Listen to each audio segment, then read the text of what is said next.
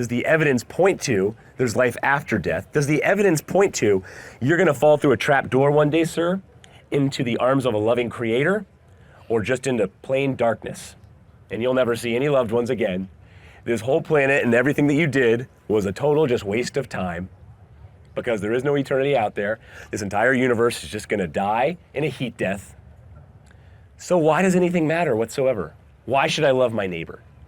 Why not just live a hedonistic life that's all about me? Why not just live based off of the ethical system that you buy into? If you scratch my back, if you connect me with the right people in order to get a job after I graduate from UMass, if you're helping me get ahead, if you're helping me make social connections, if I look good hanging out with you because you're one of the popular types, then hey man, I'm with it, and I'll hang out with you. But, if you lose your money, if you lose your social connections, if you lose your good looks, I'm not gonna hang out with you. Especially if you offend me once. I'm not gonna hang out with you because you're not scratching my back now.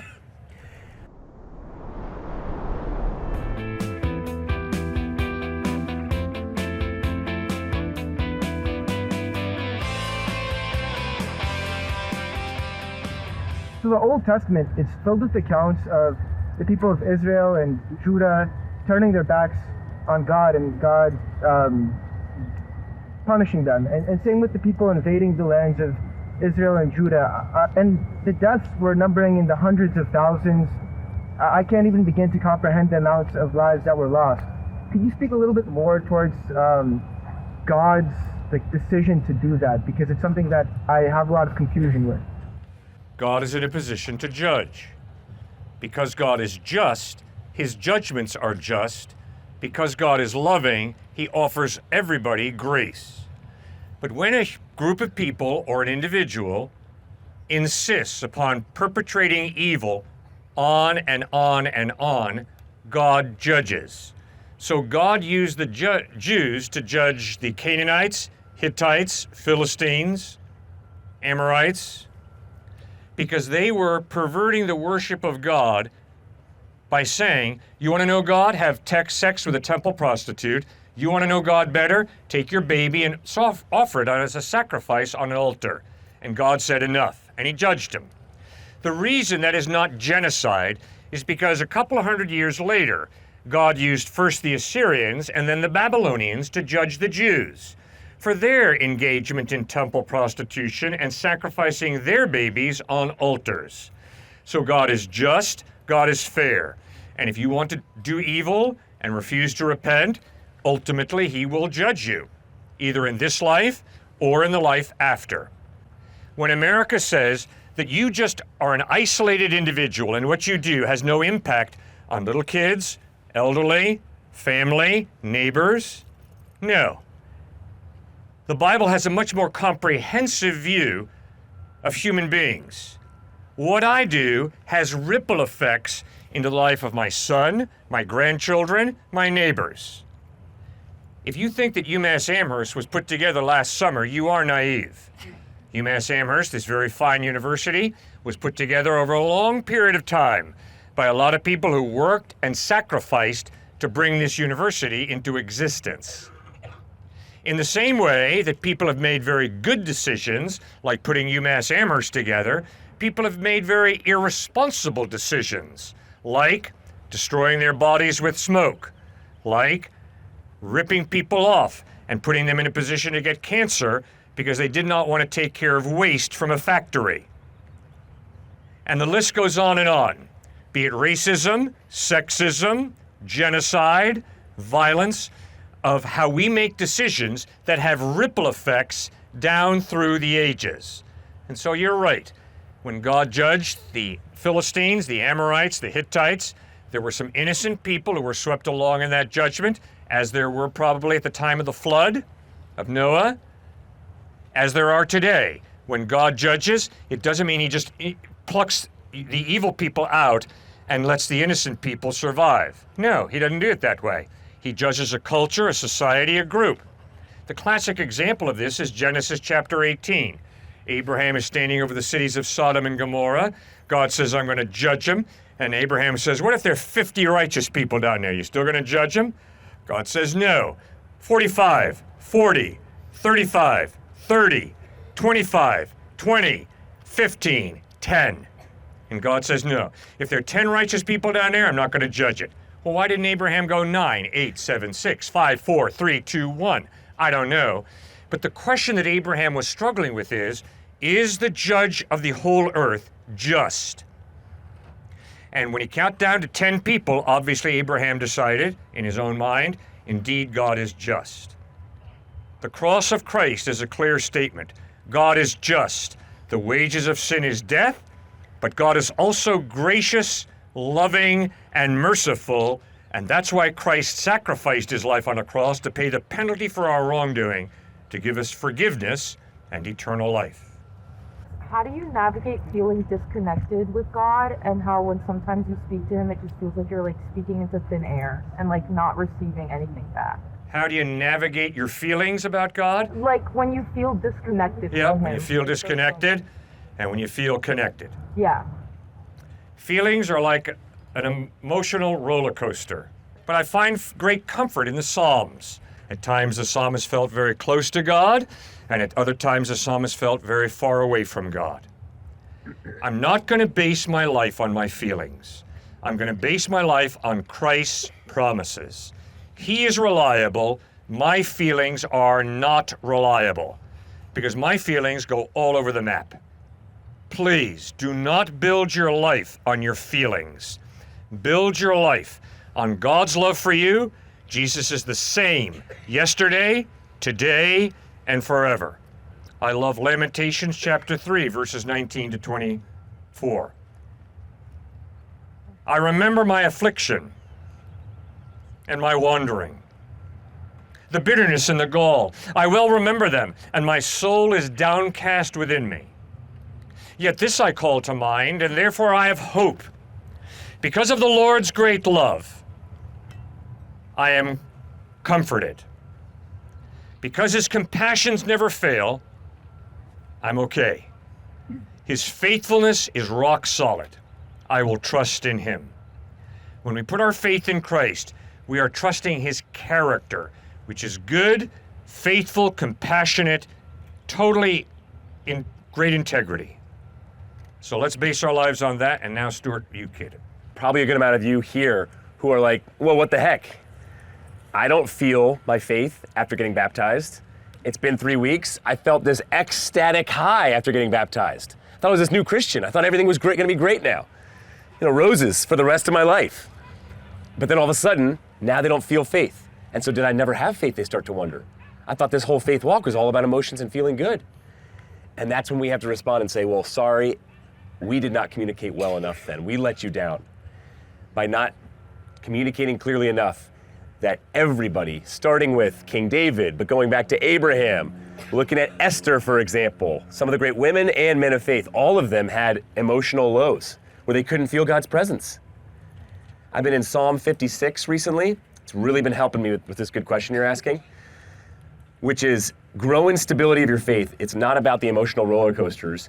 And David says this fascinating thing where he's saying that even when I fear, I'm growing in trusting you, O Lord.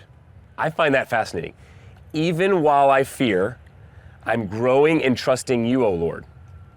All right, so he's saying it's not like you're trusting God and have all your emotions perfectly in order and have all this peace and joy. But he's also not saying, oh, here it is, I don't feel faith and I'm depressed and I'm anxious. No, he's saying a lot of those bad, toxic emotions are gonna remain, but I'm still growing and trusting in God. So he says that in 56, which I like, because when I get anxious and that happens way too often, I can lean into, whoa, God, I can trust you and grow in my relationship with you while this anxiety lasts. This anxiety is not gonna control my life. This anxiety is not gonna determine how I look at you and what my relationship with you is truly like. But then at other times in the Psalms, David does say, hey, look, I'm being anxious right now. Why are you downcast, O my soul? Chapter 42 and 43. Why so disturbed within me? Put your hope in God, for you praise him, my Savior and my Lord. So what is he saying there? He's saying, I'm anxious. I'm gonna grow in my trust with God by praising him and thanking him. And so he works to defeat the anxiety, but at other times he says, look, this anxiety has me, but I can still grow in trusting in God and his promises despite the bad feelings. Truth is simply what I do not think there is a single objective truth. But what is truth, though? What objective, subjective, what is truth? It is an understanding of everything and how everything interacts with each other. And I understand that's an abstract concept, but it's something that cannot truly be achieved. The majority of people I've heard, at least who I respect, define truth as that which connects most with reality. Truth is that which comports most with reality. And so we can do these theoretical jumping jacks all we want, but what is your experience really connected to? What is reality?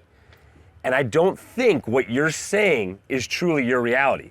Because based off of what you're saying in your definition of truth, it's your truth is your truth, my truth is my truth. We can't really know any type of objective truth. So if I have the truth of survival of the fittest, which is my friend who has a son who has Down syndrome, I look at him as less valuable than me because he's less fit than me. And so if I was in the Netherlands, it'd be just totally okay to say I think all Down syndrome babies should be aborted, which is what the government's doing. That's their cure for Down syndrome, just to kill all the babies. That's their truth. So don't tell them that they're wrong, because they're actually living just out of the evolutionary cycle of the strong eat the weak, and we need to preserve the strong in order to create a better society. I'm down with that. I'm good with that. If there is no God, I'm with it. If you genuinely believe that that belief is a harmful belief, you should speak out against that belief. What is harmful? Harmful is whatever you dictate is... Well, but they don't think it's harmful. They actually think it's helping society by killing Down syndrome babies. Then you try to convince them otherwise. Because it's a tax on society. But who are you to convince them otherwise? If your truth is your truth and my truth is my truth. I try to convince them otherwise because Why? I want to convince them. Just because you want to? Yes. Because That sounds very relative. Yeah. What if you don't want to another day? But then the other day you have this great type of, I want to live for human rights. Doesn't it sound a little mercurial to base off truth or morality based off of that type of definition? I think you need something a little more stable. Morality should be a complete analysis that you have made over the course of your life of what you believe is best, where best is defined as what is a subjective analysis of how you should act and how others should act in an idea. Sorry, can you come a little bit further? These guys can't hear over here. Sorry. I don't think that just because you are feeling depressed one day doesn't really change your morals. You will still believe what you believe tomorrow. No, but that's just it though. You won't just believe what you believe tomorrow. We see endless examples of this. Someone can turn psychotic and say, no, that's not my truth tomorrow. Hitler became more evil if you look at his autobiographies. I don't think he was ever a great guy, but he definitely became more evil in his understanding of how to judge the Jews. So to base a moral system off of how a Hitler thinks, how I think, how you think, based off of feelings, is scary. Or based off of the lobster I ate last night and the gas that I'm now, unfortunately, exerting today that my wife and kids, unfortunately, had to experience this morning in our hotel room. Do you know what I mean? Like any type of moral system can be set based off of our own mercurial hearts, our own gas, our own neurochemicals. I think we want something, and I think your experience connects with something that's a little more secure, a little more objective. Because again, if we go with your moral system, here's another way to look at it. You keep saying feelings, and that's consistent as well. The reason why my dad and I like you so much is for a number of reasons. But one of the reasons is you do seem very consistent. I don't think your consistency connects really at all with reality, but at least you're being very consistent. And I would push you again, if you're going to remain in your consistency, then morality is just a feeling, and it's actually something that's immaterial. If there is no God, then there is no immaterial. So it's actually just this type of fabricated offshoot of evolution. And so morality doesn't really exist. Free will doesn't really exist. Consciousness doesn't really exist. Love doesn't really exist. Beauty doesn't really exist. Our sharing information, that's immaterial, doesn't really exist. These are all just illusions, and our brains are just fooling us. And you just said yes to all of those. Free will is an illusion. Consciousness is an illusion. Morality is an illusion. Beauty is an illusion. Love is an illusion. Literally all the things we live out on a day-to-day basis that are real to us, I think they're real to us. you just said are an illusion. Whether they're real or an illusion doesn't really matter in my opinion, because think of it like a dream. You can enjoy a dream despite not knowing it's not real, and you can live throughout the dream, but none of what's happening in the dream is actually happening. It's just make believe, and yet you can still enjoy it and find joy in that fact. Yeah. You ignore the fact that it all doesn't matter, and you live as if it does matter. Okay. Because that's better. Oh, you're so consistent. I love it so much. That's what you believe is best for you. Yes. And that is, I think, how people in general should live. As Albert Camus once said, we should live with irony, despite the fact that we may very well live in a deterministic world, similarly to how one can enjoy a dream despite knowing it's not real. Yep, and Camus also said that the only question that modern man has to answer is why not kill himself. You sound excited about Camus' philosophy there, which again is consistent, because it's tremendously relative. There's no objective meaning and purpose in life. There is no God. There is no heaven out there. So why wouldn't I just end it all? Camus said that. Sartre said that. Like, why do you have value and worth? Because it sounds to me like you're just saying these things don't really matter. They don't really exist. And I just have to get up and get on with my life. Like one famous atheist one time told me and my dad, she said, hey, look, I realize there's no meaning and purpose in life. And I realize I'm just a highly evolved animal. And so when suffering really hits, I gotta say, I'm not really suffering, or it's at least not morally repugnant. So I need to say, kids are starving to death, but just get up and get on with it. And it sounds like that's exactly what you're saying, and it's tremendously consistent, and I applaud you for that. So why do you make money in that case? If you know that that money isn't really anything of value, why do you use it? Okay, again, you're being so painfully consistent, I just hate it and love it at the same time. So money is not just a social construct. You don't just always make money just because it's something to be poisoned, or however else you put it more eloquently than I put it. A Christian makes money because they want to live out the greatest commandment, which is to love the Lord your God with all your heart, soul, mind, and strength, and love your neighbor as yourself. Well, in order to love your neighbor, you have to serve them. In order to serve them, unfortunately, oftentimes that takes money. Right? We can't all just live out voluntary poverty. So Money as a means to help other people. Yes, you want to make as much as you can, save as much as you can, and give away as much as you can as a Christian. The Bible talks about a man who cannot make money to help his family survive is worse than a non-believer.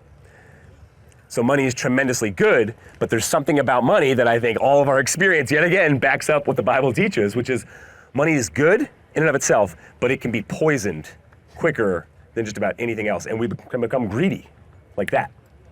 So money is not just a social construct. If we look at it that way, we cheapen money. And that's why there's gambling addictions, because we just cheapen it. It's just a social construct. Do whatever you want. Just play the lotto every week. Run out of your money by playing the lotto. Big part of that, yeah. Obviously, there is a lot of ethical concerns there, Yeah. but I won't go. And so according to your moral system and how you value human beings and how you are valued, I would cheapen money as well. I would not look at money as a serious thing, and I wouldn't look at money in a way where I can really help other people with it. No, again, it's the strong eat the weak, and so it's those who have the right type of connections, those who have the right type of mental acumen to make a lot of money. Don't give it away. That doesn't fit with your theory of morality and your theory of evolution. No, preserve yourself, preserve your family, your tribe, and discard the little boy starving to death in Myanmar. Why would you help them from your perspective? You wouldn't. No. People also don't act completely rationally. We act with fragmented information. For example, why do you have disposable income at all? Why do you think that, for example, buying a television is more important than saving the lives of children in some impoverished country? Shouldn't you morally then use every single ounce of disposable income you have to support those children? Or are you simply trying to build up more so you can help as much as possible? And that, I don't think people really live like that. I don't think most people think that, oh, I am trying to maximize the welfare of the world with every single thing that I do. And I think that some of it is a bit selfish in that people feel good when they help others. This fact comes as a byproduct of evolution, because sometimes collusion is more beneficial. But that's exactly what Jesus Christ, he would disagree strongly with you on this point. Because you said empathy is just a byproduct of evolution. Altruism, to a point. But Jesus would say, no, it doesn't matter if you feel empathetic at one point. It doesn't matter if you feel altruistic at another point. You should be altruistic. You should be empathetic and help the person, the Good Samaritan, the Jew dying in the street. You should actually help them, not just, oh, I'm just a product of evolution, and I feel today like maybe I'll go over and help them. So it's a tough ethical question. But Jesus Christ would say you always should ethically serve and help, no matter what. And so you bring up another ethical dilemma.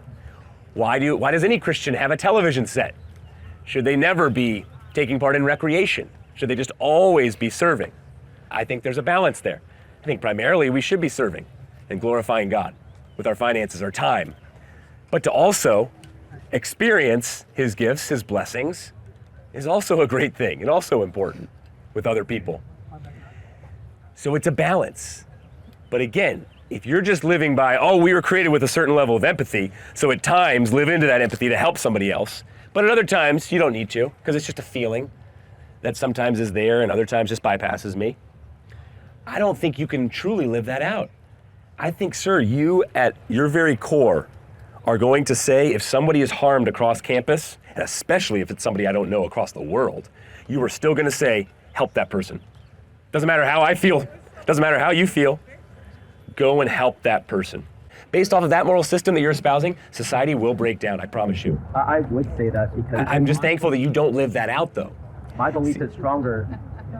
My belief that my belief is stronger than your belief convinces me to tell you, hey, we should go help that person, because I very stalwartly believe that we should help that person. If my belief was not as stalwart as it is that we should help that person, then I wouldn't tell you anything. Similarly to how if you're holding a door for someone, you want to hold the door for someone because it's a nice thing to do. But according to who? No, objectively at your core, you know, I know, everybody here knows. Please hold that door open. Don't let them get smashed in the face. There's a reason why that man who just fell, so many people ran over to him.